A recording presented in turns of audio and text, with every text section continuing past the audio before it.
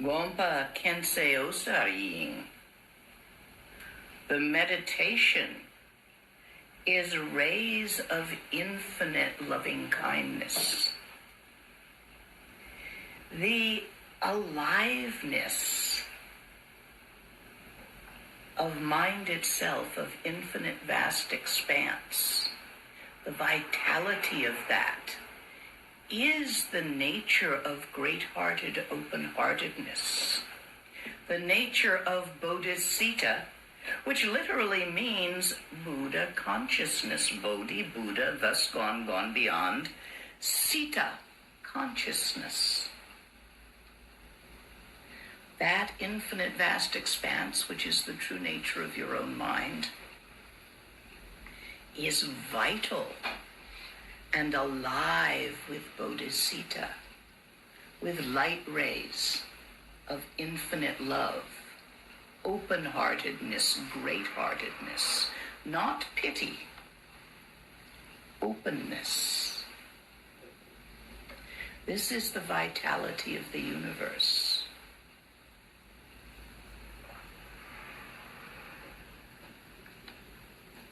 Sopa Jalwe Nyuguing. The action is the deeds of the bodhisattva. The dance of phenomena is the dance manifesting as open-hearted, great-hearted action. Only we sentient beings, in our deep doo-doo of confusion, don't see it that way. Oops. All phenomena is the dance of Buddha, enlightening Buddha.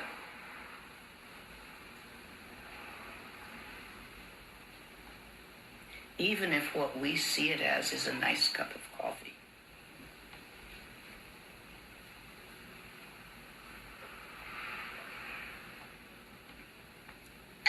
So you see, Guru Yoga is not separate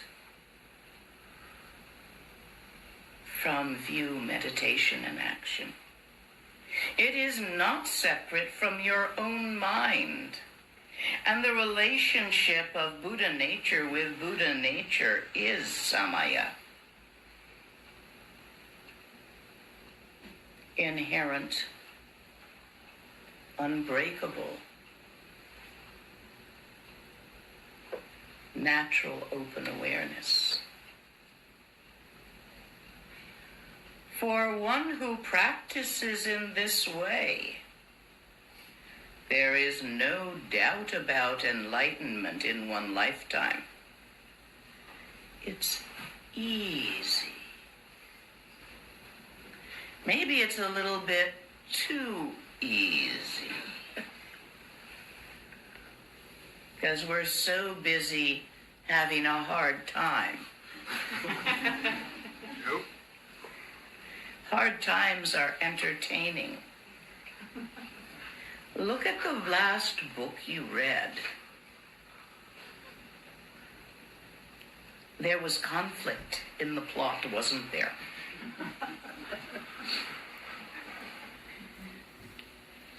Yeah, we're very entertained by that.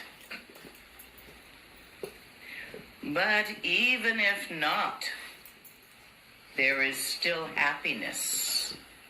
Ah la la, that's Tibetan for oh wow. So the point here is, in order to recognize your own Buddha nature, you have to let go of your distractions a little bit.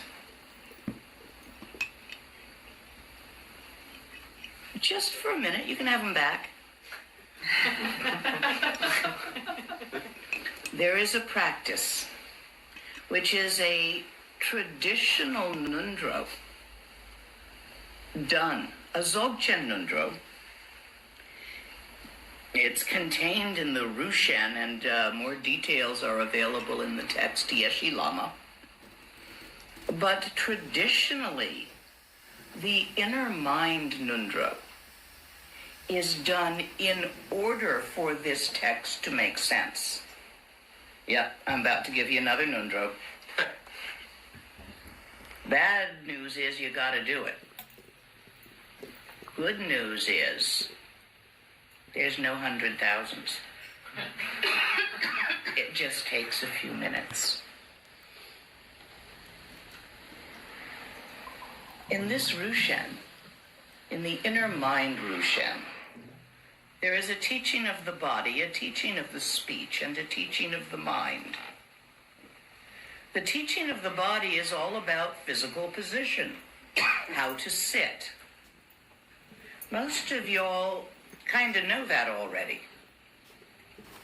That you have to have your channels in alignment to avoid getting side effects, right? That's not new to anybody.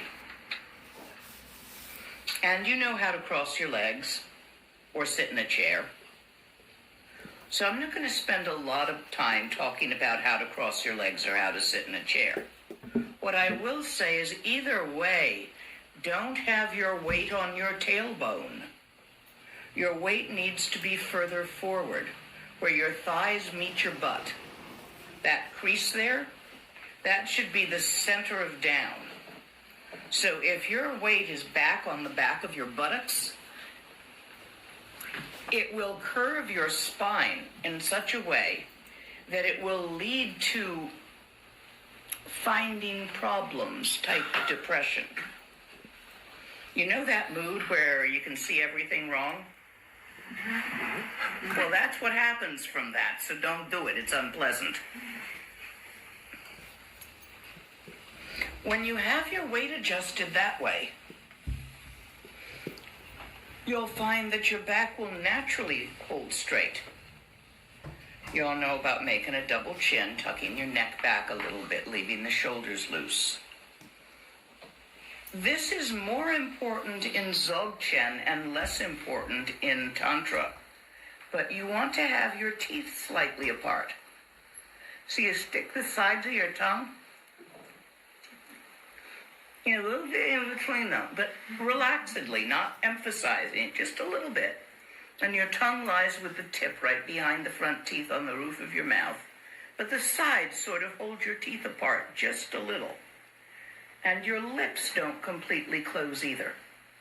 This is important for this practice, although it is done slightly differently in other practices.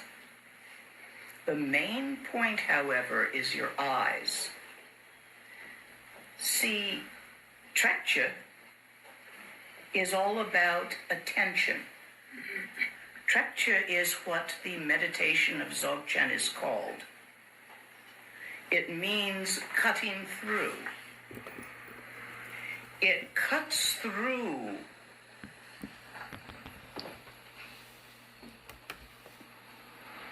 illusion, delusion, confusion. Your attention follows your eyeballs. You cannot look at that thangka without thinking about it. Try. Look at the thangka with your eyes without thinking a single thought about the thangka.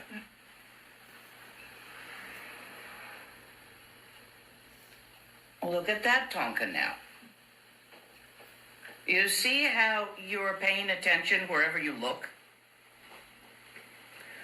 So, from beginningless time, we sentient beings have been looking in front of us and behind us, to the left of us and the right of us, above us and below us. We look in the 10 directions, and we look in the 3 times, past, present, and future. So how to get you to look in another direction that's not one of those? There's an eyeball trick. See, your mind isn't in one of those directions. If you want to find your mind, you will have to pay attention in another direction, which is not any of the usual directions like past, present, future, like left, right, up, down, inside, outside. It's another direction altogether. And the point of this Nundro is to gently guide your attention to look in another direction altogether. To do that, you have to let go with the muscles that control the lens of your eyes. You have to relax those muscles. Now, those of you wearing glasses have a great advantage. You can take them off. This will immediately cause things to be blurry and make it much easier for you to relax the focus muscles of your eye lens. There's these muscles that the lens attaches to. You've got to relax them. So what you do with your eyes, and this is the key to Trekchö, is you let the line of your gaze follow your nose outward and down. And so you find a point where your eyes naturally will focus. Found your point? You're looking at your point? Without moving your eyeballs, stop looking at the point. Let your vision blur. Unfocus your eyeballs. Leave your eyelids about half open, not all the way closed, but not all the way open. Allow them to blink whenever they want to. Don't try to restrain your blink reflex. But do let your vision blur.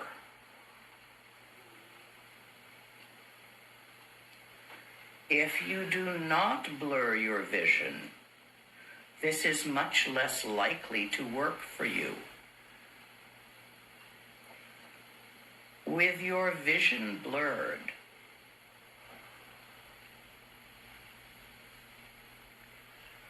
open the orifice of your attention.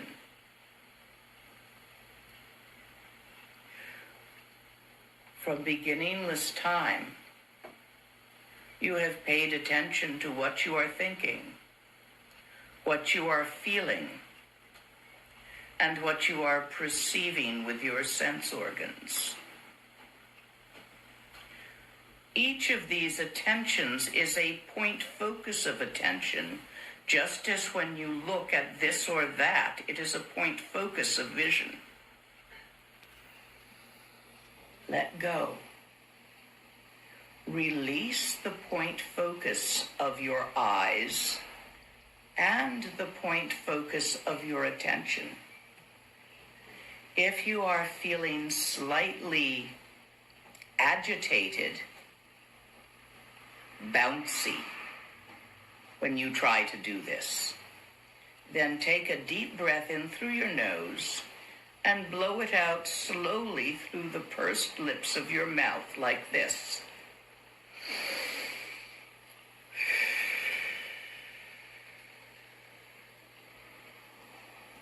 That will settle the chi in your channels and smooth out its movement.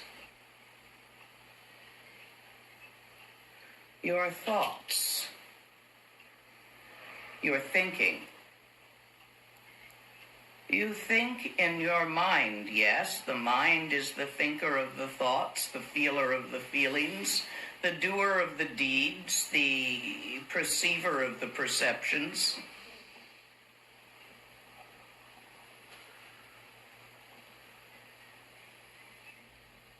Let your attention open into the totality of mind itself.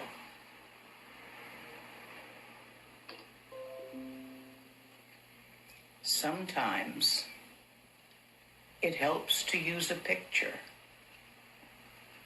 Imagine an umbrella. See the image of the umbrella in your mind's eye. Visualize it. Where is that picture? Do not use your intellect for this purpose. It's the wrong tool. Feel for it.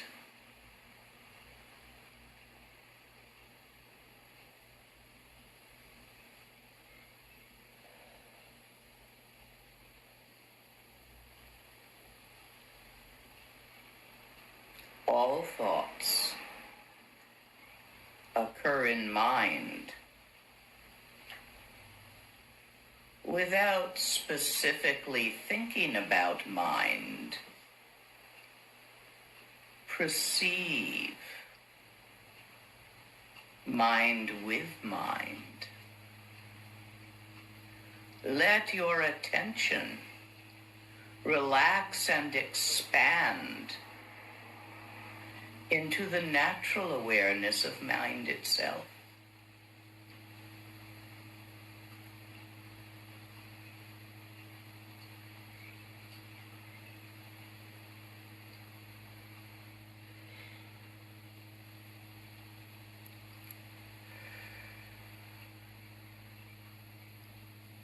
The tendency will be to think about mind and pay attention to what you're thinking about mind.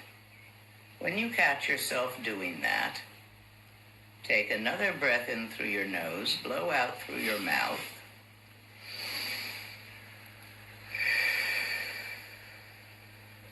And unfocus your attention on all the thises and that's of thoughts and feelings.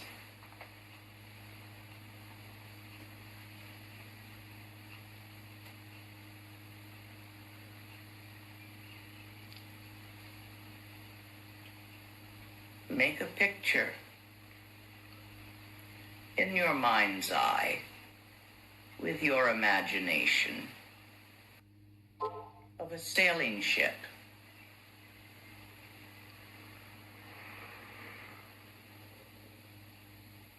A picture of a sailing ship on the ocean.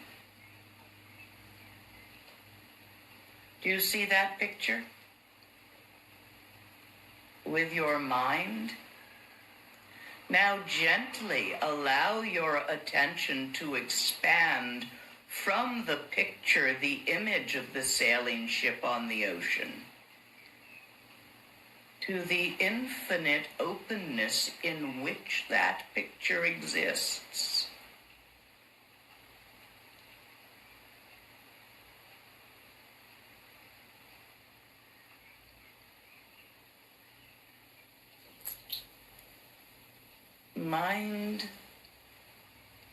Mind looking. Open awareness, aware of itself.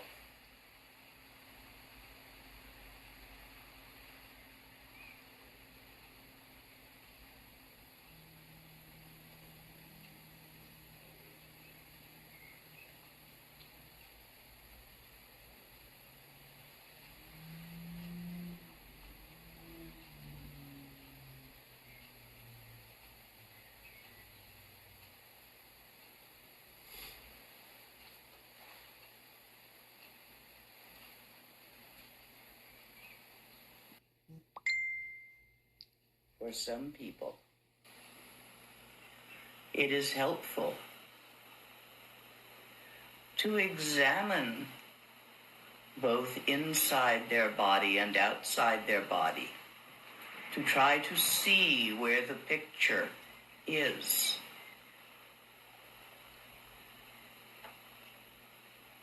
So with your attention,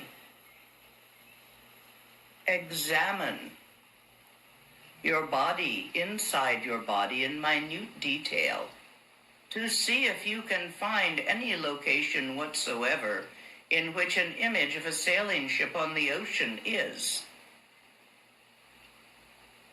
Start at the tips of your hair.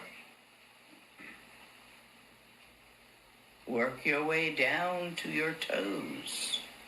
carefully checking to see if the image is inside there anywhere. Again, don't intellectualize this, do it experientially.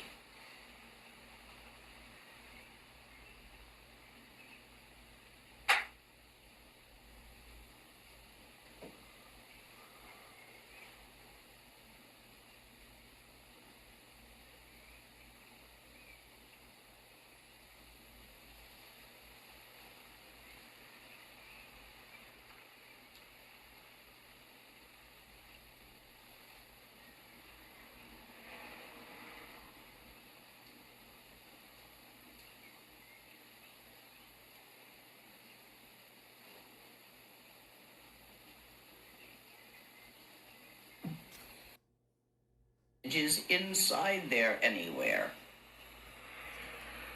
Again, don't intellectualize.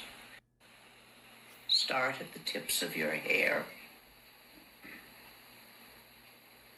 Work your way down to your toes, carefully checking to see if the image is inside there anywhere. Again, don't intellectualize this, do it experientially.